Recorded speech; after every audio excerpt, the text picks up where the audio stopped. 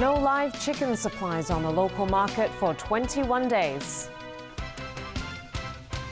ATV news program adjustments in the face of staff losses. And a gas explosion in a Guangdong factory kills 17 people.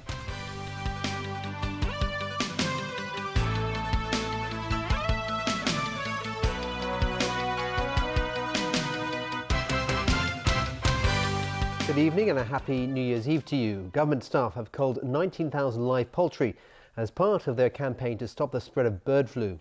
And the Cheung Sha Wan temporary wholesale poultry market will be closed for 21 days.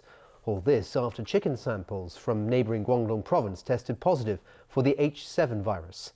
And as Owen Fung reports, local traders are now locked in a dispute with the government over the distribution of poultry. Cleaners began disinfecting the Cheung Sha Wan temporary wholesale poultry market early this morning. Donning protective gear, staff from the Agriculture, Fisheries and Conservation Department began culling poultry there at around 9 a.m. They slaughtered 19,000 live poultry. Cheung Sha Wan market have to be closed for sterilization for 21 days, and this will mean that the supply from mainland for live poultry will also have to be suspended for the same period of time. The suspension came after samples from a consignment of 1,200 live chickens from a farm in Huizhou in Guangdong province tested positive for the H7 virus. Ko says the farm will need to pass relevant inspections after 21 days before it can start supplying live poultry to Hong Kong again. The Centre for Health Protection will also monitor the health of those who came into contact with the consignment. Officials will inspect all 29 poultry farms in Hong Kong over the next few days before live poultry will be put on sale. That would mean the supply of live poultry will be suspended in the coming days. Now, during the closure of the Cheung Sha Wan wholesale market, local chickens will be dispatched to the retailers via the Ta Koo Leng checkpoint once they're inspected and cleared of the virus.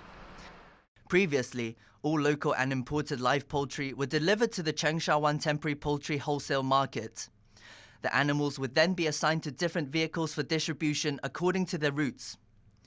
But the Ta Koo Leng checkpoint, which was established in June this year, operates under a different system.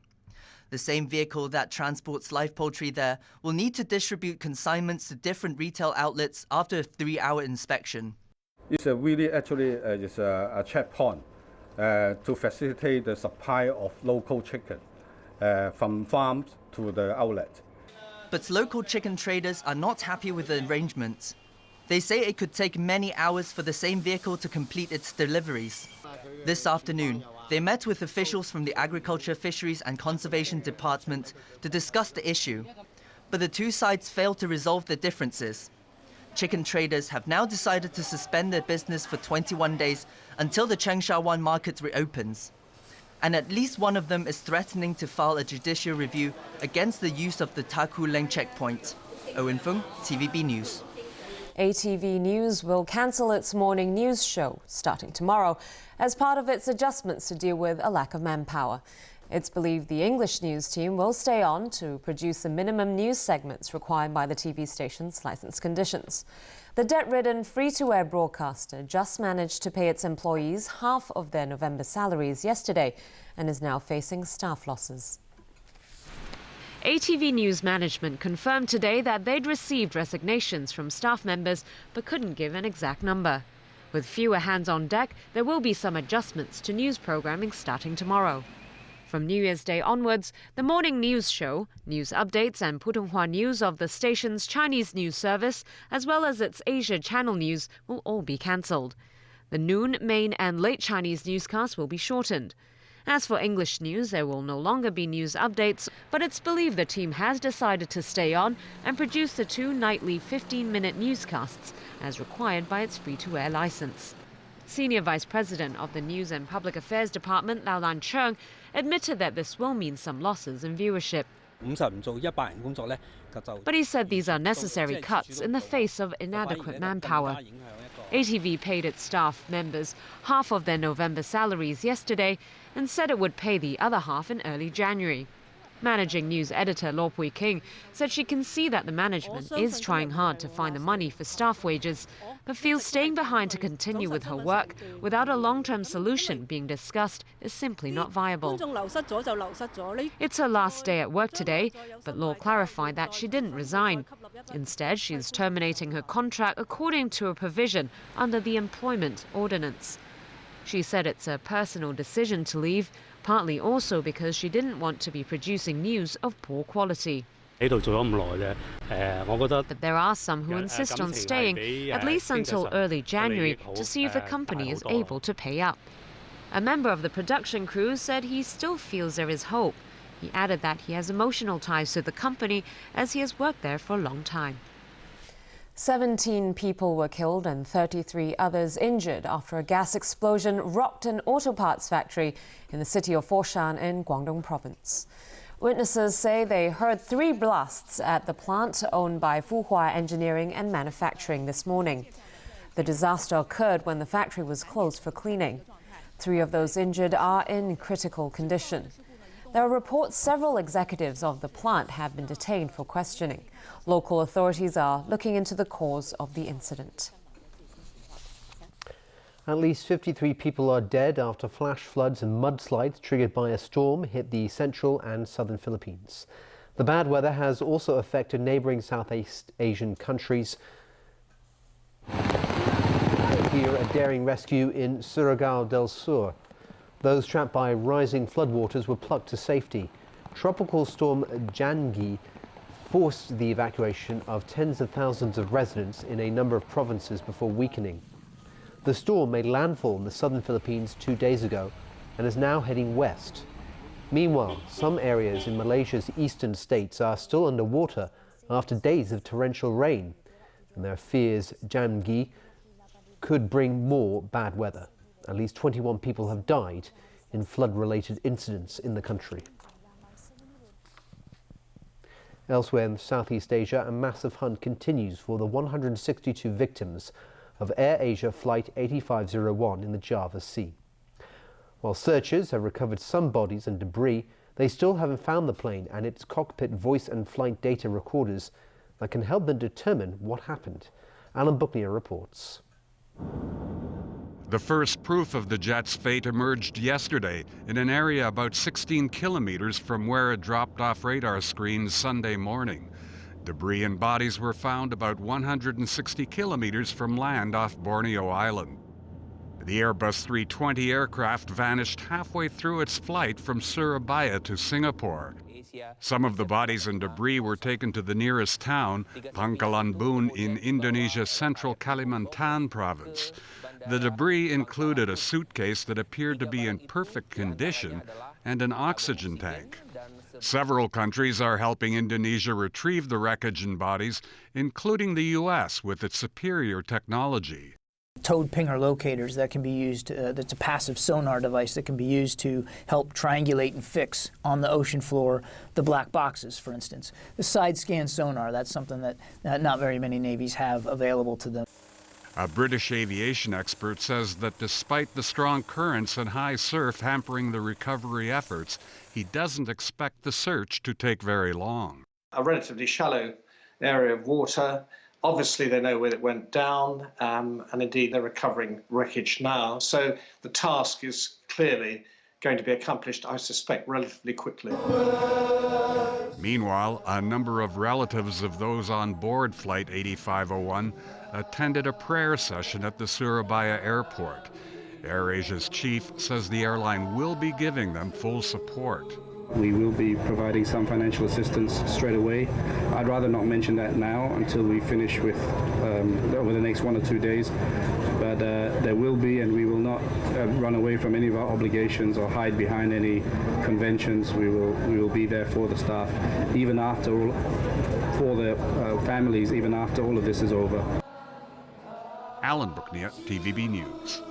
Italian authorities warn that they expect many more bodies to be found when the fire-ravaged ferry Norman Atlantic is towed to shore. At least 11 were killed in the fire, which broke out on the vessel's car deck Sunday morning and then spread through the ship. The ferry was on its way from Patras in Greece to Ancona in Italy at the time of the fire. More than 400 were rescued and survivors continued to be brought ashore 2 days after the incident. But the number is still well short of the vessel's manifest, which listed 478 people on board. And there are discrepancies between the names on the manifest and those rescued, leading to speculation that some were travelling illegally. The wreck will be towed to Italy for investigation into the cause of the fire. To Russia now, where a court decision that gave opposition leader Alexei Navalny a suspended sentence for fraud but saw his brother jailed has triggered a massive anti-government protest in Moscow. It's also sparked fears President Vladimir Putin will crack down harder on dissent in the new year. A major Kremlin critic rounded up by police on Tuesday night. Alexei Navalny had violated the terms of his house arrest and turned up at the unauthorized rally near Moscow's Red Square, just hours after he was given a suspended jail sentence for fraud. The 38-year-old opposition leader later tweeted that officers drove him home and blocked him from leaving his flat. Scores joined the protest, which has been called one of Russia's boldest anti-government demonstrations in years. It lasted about 2 hours before police moved in. Officers say they detained about 100 protesters, while activists put the figure at up to 250. The show of force by the opposition was in response to a court decision early in the day. 3.5-year jail terms were handed down for Navalny and his brother Oleg after they were found guilty of cheating a French cosmetics company. Alexei's sentence was suspended. Oleg's was not. Oleg has not played a role in the Russian opposition movement. Maybe still the Kremlin is concerned not to create a martyr, not to create a figure of an opposition leader in jail. So the desire is not to consolidate the opposition, but to demoralize and intimidate it. The United States also spoke out against the Russian court decision. The decision is a disturbing development in our view, and it appears to be designed to further punish and deter political activism. This appears to be another example of the Russian government's growing crackdown on independent voices. The European Union echoed that sentiment, saying the charges facing the Navalny brothers had not been substantiated and that the verdict appeared to be politically motivated. A man with a lengthy criminal record allegedly shot and killed 8 people before taking his own life around the western Canadian city of Edmonton. The police chief has called the killings the city's worst mass murder. Police say the first victim, a woman, was found fatally shot in a home in South Edmonton on Monday. Later in the evening, police were called to another home in the northeast to check on a man who seemed depressed and overly emotional. The man was not found, but when police returned to the house after midnight, they found the bodies of 2 men, 3 women, a boy and a girl. Then, a vehicle linked to the crime was located 30 kilometers northeast of Edmonton in Fort Saskatchewan, where the suspect killed himself in a restaurant. Police did not release the name of the suspect, but said he was well known to police and had a criminal record dating back to 1987. Edmonton Police Chief Ron Necht said there was no suggestion of gang involvement, adding that the motive for the mass murder appears to have been planned and deliberate domestic violence. In the United States, a 2-year-old boy accidentally shot and killed his mother after he reached into her purse and a gun went off. 29-year-old Veronica Rutledge was shopping at a Walmart store in Hayden, Idaho with her son and 3 other children. She was from Blackfoot in southeastern Idaho and had come to the area to visit relatives. A spokesman for the county's sheriff's office said Rutledge had a concealed weapons permit. The young boy was in a shopping cart when he reached into his mother's purse. He grabbed a small caliber handgun that went off. Officers who responded found Rutledge dead at the scene. And still to come in the news tonight. Preparations for the New Year's Eve countdown. A poll shows half of the respondents dissatisfied with local development over the